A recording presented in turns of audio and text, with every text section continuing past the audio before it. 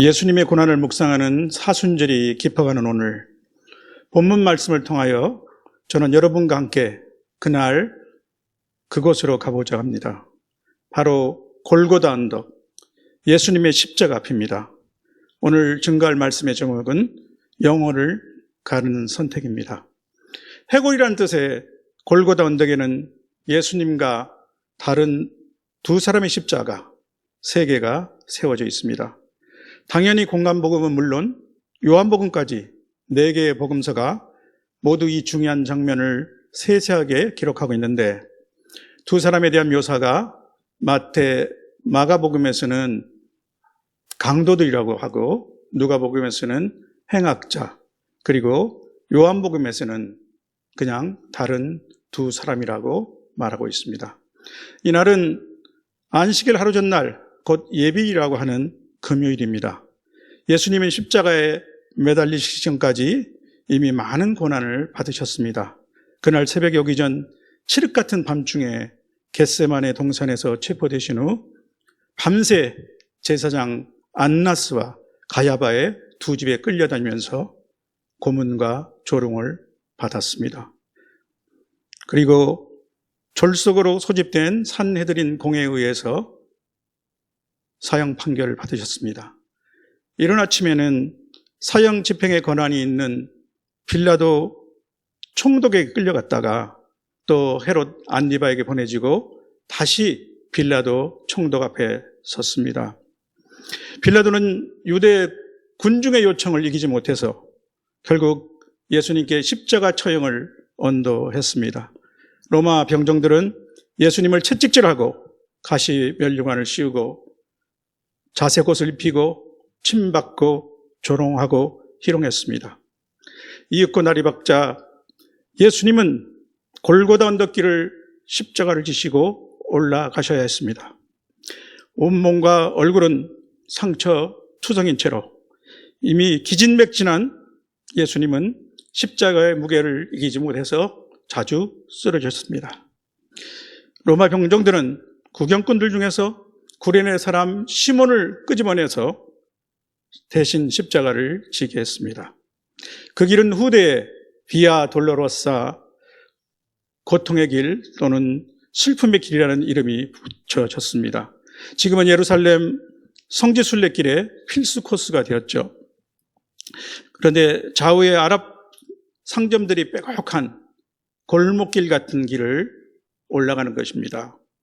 많은 순례자들은 이 길을 올라가면서 이 길을 힘겹게 걸어가셨던 예수님을 생각하며 찬송가를 부르며 또 울컥울컥 목이 메기도 하고 또 눈물을 흘리지만, 주변에 그 노점상들은 그 상점의 주인들은 물건 하나라도 더 팔려고 사람들을 끌고 아주 사람들을 부르는 그 호객 소리가 왁자지껄합니다. 저도 몇 년 전에 수학여행단의 일원으로 이 길을 걸은 적이 있습니다. 정말 도떼기 시장 같은 그런 이 길의 분위기가 그리 마음에 들지는 않았습니다. 그러나 지금은 거룩함과 또 세속이 만나는 이 치열한 삶의 현장이라는 점에서 그 의미가 새롭게 부각되어 오는 것을 느끼게 됩니다. 어쩌면 2000년 전 그날도 이 길은 무척이나 시끄럽고 왁자지껄했을 것입니다. 예루살렘 거민은 물론이고 6월절 명절을 맞아서 각지에서 올라온 순례객들, 그리고 갈릴리로부터 예수님을 따라다니는 여인들까지 다양한 무리가 이 예수님을 행렬을 보면서 제각기 울기도 하고 가슴을 치기도 하고 또 흥분해서 소리 지르고 야유하고 서로 몸이 부딪히고 또 발에 치기도 했을 것입니다. 이제 본문의 장면입니다. 34절에 보면 로마 병정들은 예수를 십자가에 못 박고 두 행악자도 좌우편에 매달았습니다. 34절에 누가는 예수님이 하신 기도를 기록하고 있습니다. 아버지, 저들을 사하여 주옵소서. 자기들이 하는 것을 알지 못함이니이다. 우리가 다 잘 알고 있는 대로 4개의 복음서 전체를 살펴보면 예수님은 십자가에서 7마디의 말씀을 하셨습니다. 우리는 이것을 가상칠언이라고 하죠. 이 기도가 예수님의 제1성입니다. 그러나 로마 군인들은 무심하게도 예수님이 입고 계셨던 통옷을 벗겨서 그것을 나누어 가지기 위해서 제비뽑기를 하고 있습니다. 또 35절에 보면 십자가 주위에 서서 구경하는 백성들과 관리들이 비웃으며 조롱합니다. 저가 남을 구원하였으니 만일 하나님이 택하신 자 그리스도이면 자신도 구원할지어다. 다른 성경도 이와 비슷한 말을 한 것으로 기록되어 있습니다. 성전을 헐고 사흘에 짓는 자여, 내가 만일 하나님의 아들이거든 자신을 구원하고 십자가에서 내려오라. 그가 남은 구원하셨으되 자기는 구원할 수 없도다. 36절, 37절에는 군인들이 예수님을 희롱하면서 심포들을 주면서 말합니다. 내가 만일 유대인의 왕이면 네가 너를 구원하라. 다른 성경도 이렇게 말한 것으로 기록하고 있습니다. 그가 이스라엘 왕이로다. 지금 십자가에서 내려올지어다. 그리하면 우리가 믿겠노라. 38절에는 이러한 예수님의 처지를 더욱 참담하게 그리고 역설적으로 보여주는 한 장치가 있었음을 알려주고 있습니다. 그의 위에 이는 유대인의 왕이라 쓴 패가 있었더라. 당시에 통용되던 세계 언어였던 아람어, 그리스어, 또 라틴어로 씌어져 있었습니다. 따라서 당시 글을 아는 모든 사람들은 이 팻말을 읽을 수 있었을 것입니다. 빌라도의 명령에 의해서 쓰여진 것이죠.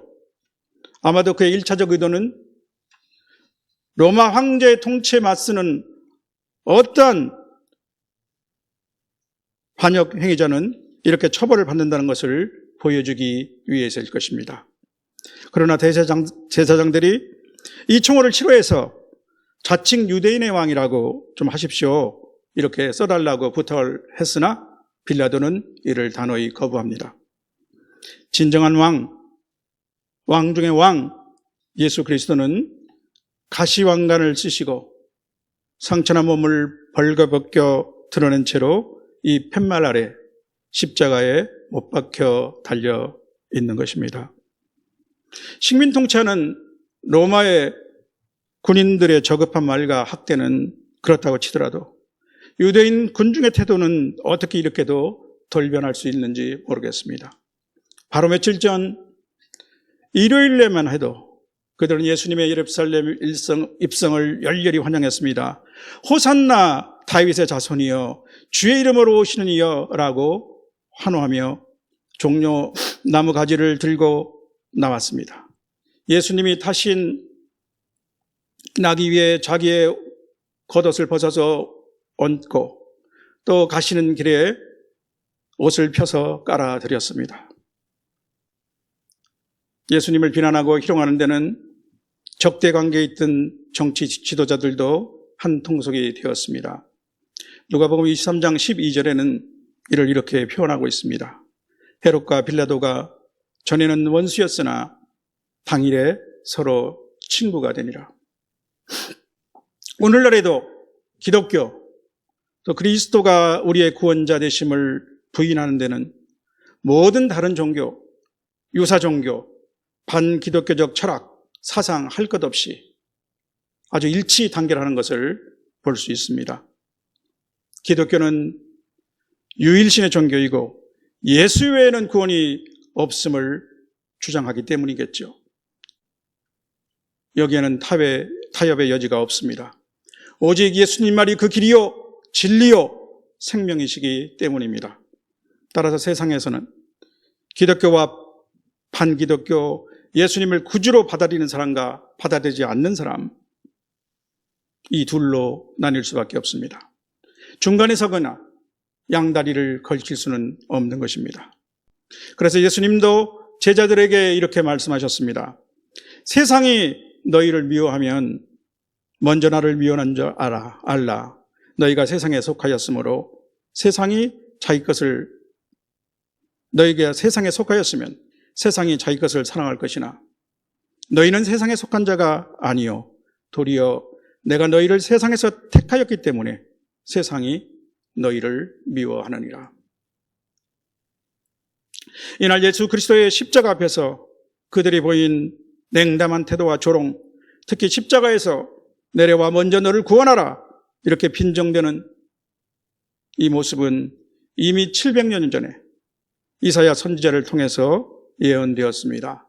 우리 말씀을 보여주시면 좋겠습니다. 이사야서 53장 1절에서 3절입니다. 이 말씀을 교독하도록 하겠습니다. 우리가 전한 것을 누가 믿었느냐?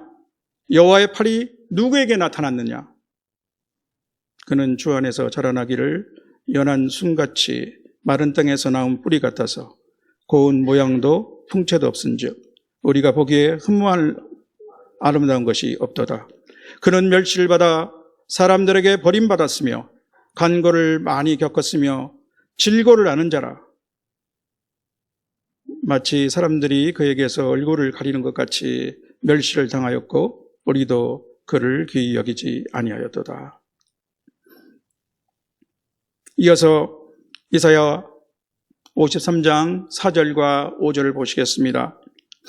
그는 실로 우리의 고난을 지고 우리의 슬픔을 당하였거늘 우리는 생각하기를 그는 징벌을 받아 하나님께 맞으며 고난을 당한다 하였노라.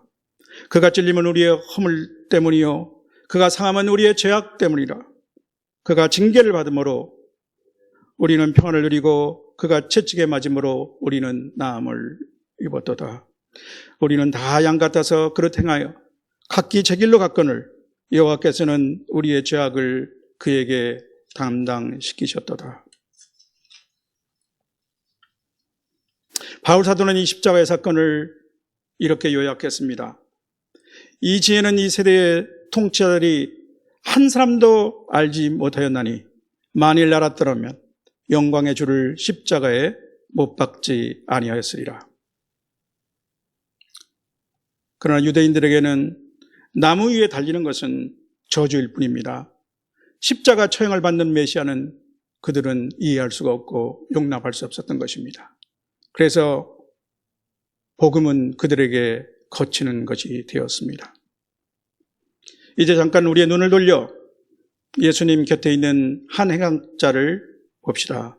39절에 그가 예수님을 비방하여 이렇게 외칩니다. 내가 그리스도가 아니냐? 너와 우리를 구원하라. 우선 내 자신부터 구원하고 또한 우리도 구원하라는 말이겠죠. 메시아의 무능에 대해서 극도의 실망감을 드러내고 조롱하는 말입니다. 당신이 메시아라면 적어도 이스라엘 나라를 회복시키고 또 영광스러운 모습을 드러내셔야 할 것이 아닙니까? 그런데 대체 이게 무슨 꼴입니까? 하는 것이죠. 이 행악자는 죄가 궁극적으로 하나님 앞에서 결산되어야 하는 것을 인정하지 않는 것 같습니다. 따라서 죄 사함에도 관심이 없고 죄의 용서를 구하시는 예수님의 기도에도 귀를 기울이지 않습니다. 죽음에 대해서는 무지하고 무관심한 현실주의자입니다. 이렇게 죽을 수밖에 없는 자신의 운명에 대해 비관하고 좌절하는 허무주의자일 수도 있습니다. 실패한 인생을 살다가 이렇게 마치는 자신에 대한 분노를 마지막으로 타인에게 투사하고 있는 것 같기도 합니다. 어쩌면 오늘 사는 현대인의 모습이 이와 같지 않을까요? 특히 매일 죄를 짓고 있지만은 자신이 죄인인조차 모르고 내가 특별히 잘못한 것이 있어 이렇게 하면서 부인합니다. 죄가 하나님과 나 사이를 단절시키고 있으며 내가 장차 하나님의 심판대에 서게 될 것이란 것을 모르고 애써 이를 외면합니다. 오직 오늘 내 눈에 보이고 내가 즐기고 누릴 수 있는 것이 무엇이냐 하는 것이 그들에게는 중요할 뿐입니다. 그런데 예수님이 달리신 십자가 옆에는 다른 행악자가 있었습니다. 40절 말씀입니다. 이 행악자는 먼저 자기 동료를 꾸짖습니다. 내가 동일한 정죄를 받고서도 하나님을 두려워하지 않느냐. 그리스의 성경을 보면 우리 개역개정의 번역이 원문의 뜻을 조금 제대로 전달하지 못하고 있습니다. 다행히 최근에 아직 신약과 시편까지만 번역돼서 출간된 새 한글 성경이 있는데 이 성경은 이를 더 잘 번역하고 있습니다. 이렇게 번역하고 있습니다. 내 놈은 같은 형벌을 받고 있다 해서 하나님도 두려워하지 않느냐. 41절에 그는 그 이유를 말하고 있습니다. 우리는 우리가 행한 일에 상당한 보응을 받는 것이니 이에 당연하거니와 이 사람이 행한 것은 옳지 않은 것이 없느니라. 새 한글 성경에서는 이렇게 말합니다. 우리야말로 벌 받는 것이 정당하지 우리가 저지른 것이 마땅하게 받는 것이니까. 하지만 이분은 어긋난 일이라고는 아무것도 하지 않으셨다. 그런데 마태와 마가복음 등 다른 성경에는 이렇게만 기록되어 있습니다. 함께 십자가에 못 박힌 강도들도 이와 같이 욕하더라. 두 사람이 처음에는 같은 생각으로 같은 말을 했으나 우리는 이 누가복음의 기록을 통해서 한 사람은 마음을 바꾸어 다른 선택을 하게 된 것임을 알 수 있는 것이죠. 그러면 왜? 어떻게 이러한 변화가 있었을까요? 그것은 그가 예수님을 주목하였기 때문입니다. 그는 고개를 돌려 십자가 위에 예수님을 주목하여 보았습니다. 가시면류관을 쓰시고 만신창이로 끼어지시고 얼굴은 붓고 멍들었고 또 벌거진 몸에 채찍 맞은 상처가 여기저기 있는 그런 주님의 모습이 눈에 들어왔을 것입니다. 그리고 그는 예수님의 기도를 들었습니다. 아버지, 저들을 사하여 주옵소서. 자기들이 하는 것을 알지 못함이니이다. 이 기도 소리가 점점 그의 마음을 파고 들었습니다. 점차 큰 울림이 되어서 그의 귓가에 맴돌았습니다. 그때 그는 아마도 예수님에 대해서 들었던 여러 가지 단편적인 소문들이 생각났을지 모르겠습니다. 그리고 그의 마음이 눈이 열려서 그는 예수님을 다시 보게 되었습니다. 사람들의 온갖 비난과 조롱 속에서도 아무런 원망도 미움도 없이 한없는 용서를 품으신 것 같은 그러한 자유로운 모습을 보았습니다. 한순간도 죄나 부정한 생각을 해본 적도 없으신 것 같은 그러한 순진무구한 표정을 보았습니다. 육체의 모든 고통을 묵묵히 참아내시는 순종의 모습을 그는 보았습니다. 그의 마음이 동요하기 시작했습니다. 그리고 그는 예수님의 머리 위에 씌어진 명패를 다시 보고 읽었습니다. 나사렛 예수, 유대인의 왕. 그는 더 이상 이 순간을 놓칠 수 없습니다. 한바탕 동료를 꾸짖고 나니 더욱 용기가 생겼습니다. 어느덧 자신도 모르게 그의 입술에서 예수님에 대한 고백과 간청이 흘러나왔습니다. 42절입니다. 예수여, 당신의 나라에 임하실 때 나를 기억하소서. 그는 예수가 왕이요 하나님의 아들 메시아, 자기를 구원해 주실 구원자이심을 고백한 것입니다. 짧은 순간이었습니다. 반시간이 채 되지 않는 순간의 결정이 두 행악자 사이에 명백한 그리고 영원한 위치를 나누었습니다. 영혼을 가리는 결정이죠. 우리는 우리 인생을 돌아보면 중요한 변곡점들이 있었던 것을 알게 됩니다. 한순간의 결정이 우리의 삶에 큰 영향을, 오랫동안 큰 영향을 미쳤던 것을 알 수 있죠. 당장 배우자를 선택한 것이 그것이었고 우리가 학교나 직장을 선택하죠. 또 사업이나 또 부동산 같은 데 아주 중대한 투자를 하는 결정을 하는 것입니다. 그러나 우리 그리스도인들에게 예수님을 만나 주로 고백한 결정보다 더 중요한 것은 없을 것입니다. 영혼을 가르는 선택인 것이죠. 참 축복의 선택입니다. 설사 그 전에 나의 인생에 있어서 내가 선택한 것들이 모두 잘못되었다 하더라도 모든 실패를 넉넉히 뒤집는 최고의 선택입니다.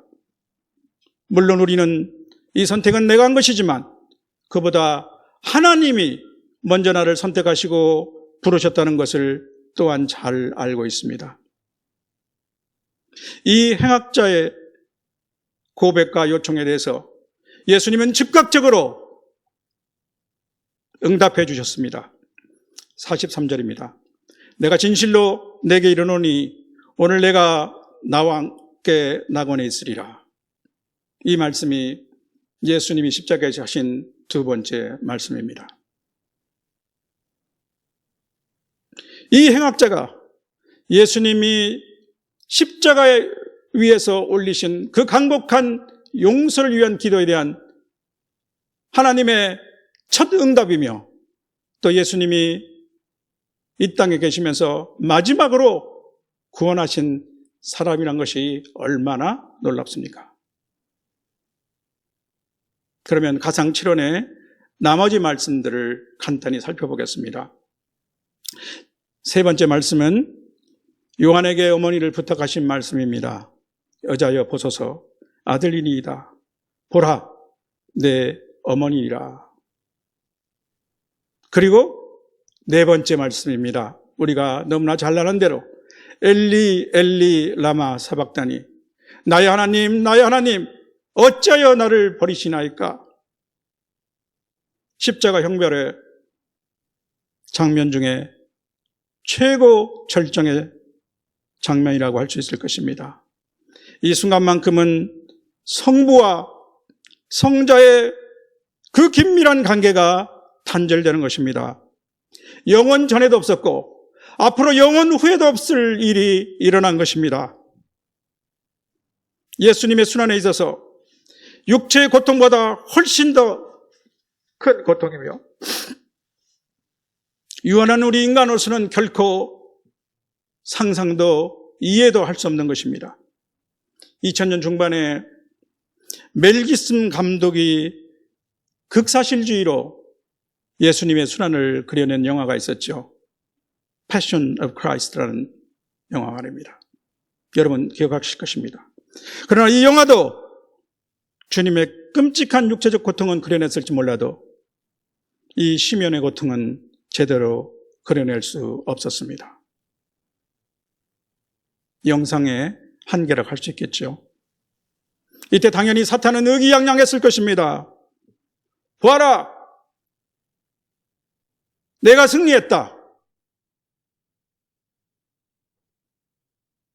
그러나 훗날 우리는 이것이 하나님의 구원 계획에 감춰진 것, 가장 큰 역전의 비밀이었다는 것을 알게 되었습니다. 하나님이 죄를 알지도 못하시는 이를 우리를 대신하여 죄로 삼으신 것은 우리로 하여금 그 안에서 하나님의 의가 되게 하려 하심이라. 그리고 다섯 번째 말씀은 내가 목마르다. 여섯 번째 말씀 다 이루었다. 그리고 마지막 일곱 번째 말씀은 아버지 내 영혼을 아버지 손에 부탁하나이다. 이 말씀으로 예수님은 숨을 거두셨습니다. 성도 여러분, 우리는 한때 십자가 위에 예수님을 바라보면서 조롱하고 빈정되었던 군정이었고 또한 행악자의 모습이 아니었습니까? 저는 복음을 전해 듣고도 예수님을 알려하지도 않았고 애써 그를 거부한 적이 있습니다. 하나님은 세상의 자기 지혜로 하나님을 알지 못하기 때문에 전도에 미련한 것으로 믿는 자를 구원하시기를 기뻐하셨습니다. 그러나 그때 저에게는 복음은 너무나 단순하고 어리석어 보이기까지 했습니다. 내가 죽을 수밖에 없는 죄인인 줄을 깨닫지 못했기 때문에 예수님의 십자가 안에 있는 사랑은 깨닫지 못했습니다. 오직 예수를 믿어야만 구원을 얻는다고 하시는 하나님은 제게는 편협하고 옹졸한 신이었습니다. 저는 이제는 그것이 얼마나 큰 교만이요 어리석음인 줄을 알지만 그때는 미처 알지 못했습니다. 성경은 이렇게 증언하고 있습니다. 만일 우리의 복음이 가리였으면 망하는 자들에게 가려진 것이라. 그 중에 이 세상의 신이 믿지 아니한 자들의 마음을 혼미케 하여 그리스도의 영광의 복음의 강체가 비치지 못하게 하미니 그리스도는 하나님의 형상이니라. 고린도후서 4장 3절에 4절의 말씀입니다. 우리 주변에는 아직도 많은 사람이 주님을 만나지 못한 채 귀중한 삶을 낭비하고 세월을 호송하고 있습니다. 그들은 십자가에 달리신 주님을 외면하고 영적인 문제에 도통 관심을 보이지 않습니다. 왜 그렇습니까? 아직 그들의 눈이 가리웠기 때문입니다. 그러나 하나님은 오늘 그 마지막 순간에 예수님의 기도를 들으시고 두 번째 행악자의 눈을 열어 그를 구원해 주셨습니다. 두 행악자는 십자가에 매달려 죽음을 기다리는 동일한 조건이었습니다. 그러나 이들 앞에는 영혼을 가르는 선택이 놓여 있었던 것입니다. 순간의 결정이 영혼을 정하는 것입니다. 순간의 역전이 일어났습니다. 영혼을 가르는 선택입니다. 감사하게도 우리가 바로 이 두 번째 행악자가 아니었습니까? 우리는 예수 그리스도께서 지금도 하나님 보좌 우편에 계시며 영혼을 위한 간구를 쉬지 않고 계심을 알고 있습니다. 또한 우리에게 주신 성령으로 말미암아 하나님의 사랑이 우리 마음에 부어졌습니다. 이것이 이제 복음 전파의 사명을 받은 우리가 포기하거나 낭망할 수 없는 근거입니다. 성도 여러분, 사순절에 남은 기간이 지나면 우리는 주님의 부활을 경축할 것입니다. 우리를 위하여 십자가 고난을 피하지 아니하셨던 주님은 음침한 사망에서 일어나셔서 찬란한 부활의 몸을 입으셨습니다.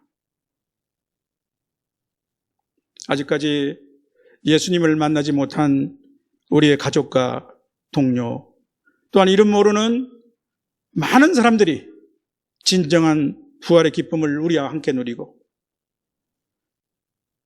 또 우리 주 예수 그리스도를 주라 부를 그때까지 우리는 기도하며 십자가에 못 박힌 예수를 전하는 저와 여러분이 되실 것을 주님의 이름으로 축원합니다.